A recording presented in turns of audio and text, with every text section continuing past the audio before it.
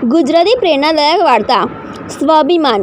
સમજાતું નથી કે સામેના શેઠ સાપ્તાહિક 3-4 વાર એમની ચપ્પલ કેમ તોડી નાખે છે। મોચી ઊંડાણથી વિચારતો હતો। નજર સામેની મોટી દુકાન પર બેઠેલા શેઠ પર હતી।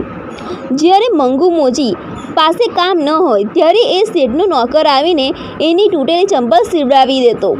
મંગુ ખૂબ લાગણીથી એ ચંપલ સીવી દેતો, એવી કે 2-3 મહિના સુધી ન તૂટે। શેઠનો નોકર આવીને બાંયધરી વિના પૈસા આપી દેતો, પણ 2-3 દિવસ પછી ફરી એ ચંપલ તૂટી જાય અને ફરી મંગુ પાસે આવી જાય। એક દિવસ સવાર પડતા શેઠ પોતે પોતાની ચપ્પલ તોડવાનો પ્રયત્ન કરતો હતો। આખરે તેને નોકરને કહ્યું, અરે રામધન, કાંઈ કર। મંગુ પણ જાણે કયા ધાગાથી સીવે છે, ચપ્પલ તૂટતી જ નથી। રામધન આજે જ બધું સમજી ગયો હતો। તેને પૂછ્યું, શેઠજી, તમારું આ ડ્રામા શા માટે? જાતે તોડો અને પછી મંગુને દો।